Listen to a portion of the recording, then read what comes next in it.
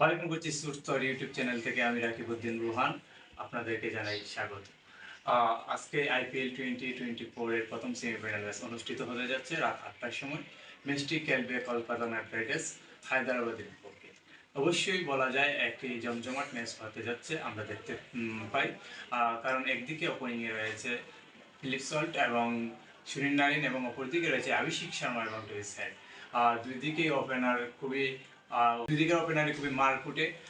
একদিকে রয়েছে শেষের দিকে অ্যান্ড্রে রাসেল এবং অপরদিকে রয়েছে অপরদিকে রয়েছে হেনরি ক্লাসেন। ম্যাচটি অবশ্যই বলা যায় জমজমাট হতে যাচ্ছে, দেখার মতো একটি ম্যাচ হবে এবং কেউ কাউকে চার দিবে না, প্রতিপক্ষ দুটা এক সমান লড়াকু।